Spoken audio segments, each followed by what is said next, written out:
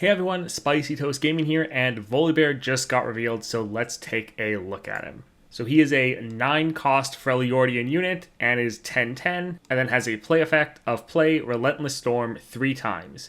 Each one targets a different random enemy or the enemy nexus if none.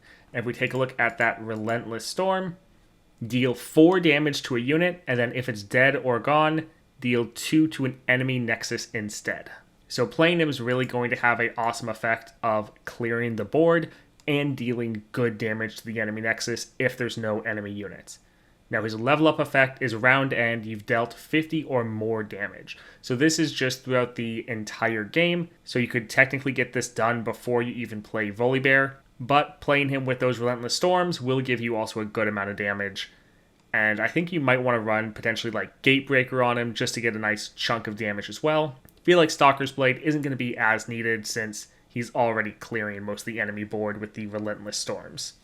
Once he's leveled up though, he goes to a 11/11, now has Overwhelm, now play or attack, he's going to trigger those Relentless Storms again, so every time you attack you're dealing massive damage to enemy units or their nexus, and then he also has this awesome effect of other allies have Overwhelm. So essentially, once he levels up, he gets Troll King's Crown for free.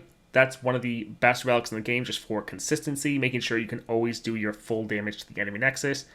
The fact that he just gets that by default is absolutely amazing, and I think running Luden's Tempest on him is going to be very, very strong, making those Relentless Storms all deal even more damage. He is a very expensive champion, but as long as they give him the right star powers and a decent starting deck, you should be able to cheat him out and have him feel probably more like a 5-cost champion with those Sigils of Storm. Taking a look at the card art, we see Volibear and Nyla trying to come after him. And yes, he definitely does look titanic and absolutely massive. For his level up, you see him just barreling down on her, destroying everything. Not really sure how she's going to be able to deal with essentially a god.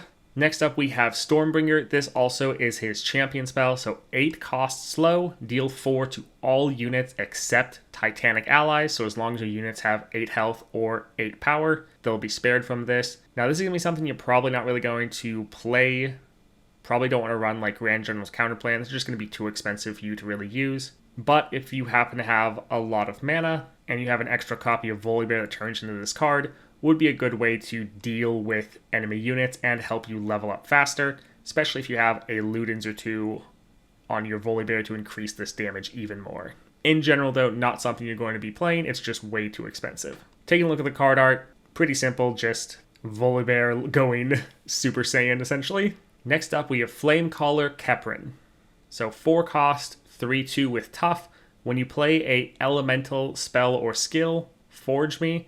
Now this one is a little bit odd because this seems like it would fit better with like Ornn because you probably have equipment there. Still, even without having this equipped, that Forge is going to help them buff up if you are playing a lot of elemental spells or skills. Doesn't necessarily seem like it's going to fit in too well with the Volibear deck, but we'll have to see. Taking a look at the card art, looks like someone going absolutely crazy.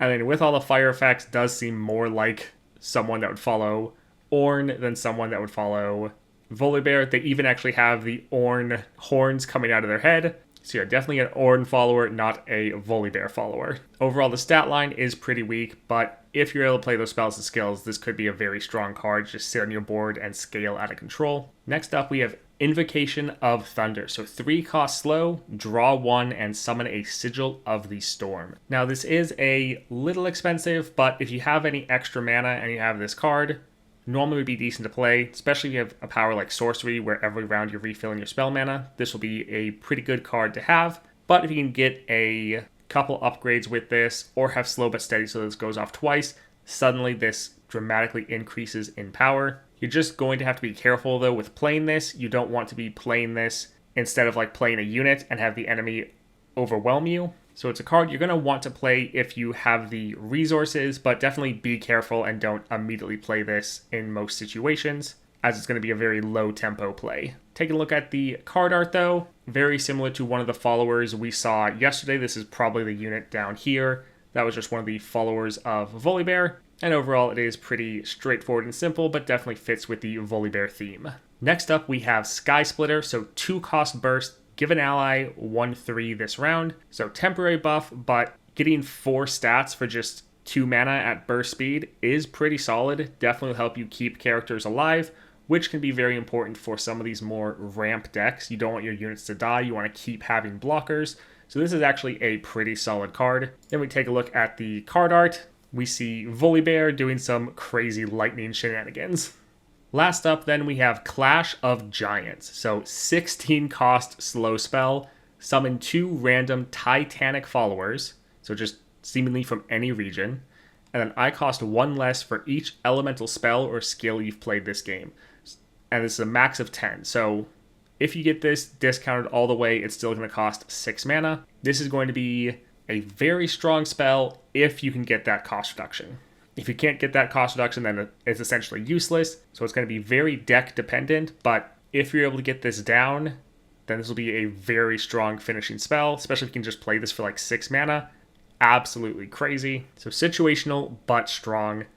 If we take a look at the card art, it's Volibear and the magma worm that we saw yesterday. Overall, a little sad we didn't see more of the Volibear followers. We really only have like 2 to 3 here. Was hoping for a little bit more instead of this like random orange follower. Volibear himself looks super awesome though. Hopefully going to be the new strongest champion in the Freljord. I imagine his powers are going to be about stacking the Sigils of the Storm so we can get him out decently earlier. He has potential to be tons of fun. We're just going to have to see how they do his star powers and how they build his deck. As long as they don't screw him up like Ornn or Nasus, he should be awesome, but we will have to wait and see. The good news is those patch notes should be dropping fairly shortly, maybe even by the time this video comes out, and I'll do a video on those as well. Thanks for watching. If you've been enjoying all this coverage, definitely like and subscribe. Massive shout out to my awesome members that go that extra mile supporting the channel. I hope you all have a great day.